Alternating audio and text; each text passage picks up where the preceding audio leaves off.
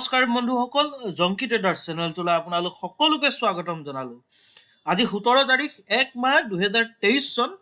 যিহেতু মই যোৱাকালি যি আমাৰ মাৰ্কেট এনালাইচিছ আছিলে মই টেলিগ্ৰাম চেনেলত দিছিলোঁ যে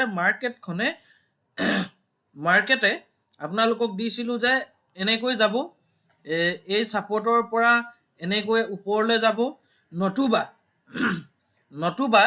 ইয়াৰ পৰা এনেকৈ ওপৰলৈ যাব। আপোনালোকক দিছিলোঁ ঠিক তেনেকৈ মই কোৱাৰ দৰে মাৰ্কেটে ৰাতিপুৱা অলপমান গেপ আপ অপেন হৈয়ে আপ মুভ দিব ধৰিলে। তাৰপিছত মাৰ্কেটত পুনৰবাৰ ৰিট্ৰেচমেণ্ট আহি পুনৰ ছাপৰ্টলৈ আহি মাৰ্কেটে পুনৰ ওপৰলৈ গ'ল। আপোনালোকে লক্ষ্য কৰিলে যে মই যোৱাকালি যেনেকৈ টেলিগ্ৰাম চেনেলত দিছিলোঁ তেনেকৈ বেংক নিফটিয়ে মুভমেণ্ট কৰিবলৈ সক্ষম হ'ল। যি কি নহওক লাগে, মই ভিডিঅ'টো বেছি দীঘলীয়া নকৰোঁ। আজি মোৰ PNLৰ বিষয়ে আপোনালোকক ক'ব বিচাৰোঁ। আজি মোৰ প্ৰফিট মাত্ৰ 23,376 টকা হ'ল। যিহেতু মই যেতিয়া ট্ৰেডটো লৈছিলোঁ তাৰপিছত মই যিহেতু লেট এণ্ট্ৰি হ'লোঁ আজি, আৰু যি আছিল আপোনালোকক মই ক'ব বিচাৰোঁ যে যিটো সময়তে মই ট্ৰেডটো ল'ব বিচাৰিছিলোঁ সেইটো সময়তে মোৰ কাৰেণ্টটো গুচি যোৱাত মই বাহিৰলৈ গৈ যেতিয়াই ট্ৰেডটো এক্সিকিউট কৰিছিলোঁ, মোৰ নিজৰ ভুলৰ বাবে কেইবাটাও ভুল কৰিলোঁ, মই আপোনালোকক দেখাব বিচাৰিছোঁ।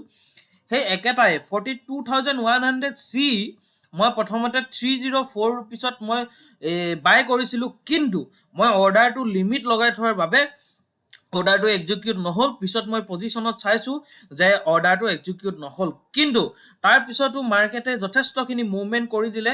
পুনৰ মই সেই অৰ্ডাৰটো কেঞ্চেল কৰি মই দ্বিতীয়টো পুনৰ আহিলোঁ। দ্বিতীয়টো 317 টকা 15 পইচাত মই পুনৰবাৰ ট্ৰাই কৰিলোঁ, কিন্তু সেইবাৰো মোৰ লিমিটতে থাকিলে। আৰু তাৰপিছত মই মোবাইলত যিহেতু ট্ৰেডিং কৰিছিলোঁ, তাৰপিছত সেই অৰ্ডাৰটো কেঞ্চেল কৰাৰ পিছত লগালগ আপোনালোকে দেখিছে 9:22 এই অৰ্ডাৰটো কেঞ্চেল কৰি পুনৰ অৰ্ডাৰ লওঁ মানে ইমান সময়তে মোৰ প্ৰিমিয়ামটো যথেষ্টখিনি বাঢ়ি গ'ল। মই 326 টকাত ল'বলৈ সক্ষম হ'লোঁ 9:22ত, আৰু 9:27 প্ৰায় 9:28ৰ আশে-পাশে মই 373 ৰুপিছত মই প্ৰিমিয়ামটো বিকিবলৈ সক্ষম হ'লোঁ। ইয়াত মোৰ ইনভেষ্ট হৈছিলে প্ৰায় 1,63,000 আৰু মোৰ প্ৰফিট হ'ল 23,300 প্ৰায় 23,400 টকা মোৰ প্ৰফিট হ'ল। আপোনালোকে দেখিলে 5 মিনিটৰ ভিতৰত মোৰ ইমানখিনি টকা প্ৰফিট হ'ল। যি কি নহওক লাগে, অহাকালিলৈ যদি মই মাৰ্কেটৰ কথা ক'ব যাওঁ, অহাকালিলৈ মোৰ মাৰ্কেটৰ ভিউটো হ'ল বেৰিছ। না মাৰ্কেটে অলপমান ওপৰৰ পৰা গৈ তললৈ আহিব, না অলপমান মাৰ্কেটখন খুলিয়ে তললৈ আহিব। সেয়াই মোৰ মাৰ্কেটৰ অহাকালিলৈ ভিউ হয়। আৰু যি কি নহওক লাগে, আজি ভিডিঅ'টো ইমানতে সামান্য মৰিলোঁ। আৰু দুলীয়াজানত অফলাইন কোৰ্চ বৰ্তমান আজিৰ পৰা চলি আছে 17, 18, 19, আৰু আমাৰ জংকি ট্ৰেডাৰ যি অফলাইন কোৰ্চ সেইটো যিহেতু ক্ল'জ হৈ যাব, আৰু লাষ্ট বেটছ এটা বাকী আছে, যিহেতু তাৰ ৰেজিষ্ট্ৰেশ্যন চলি আছে।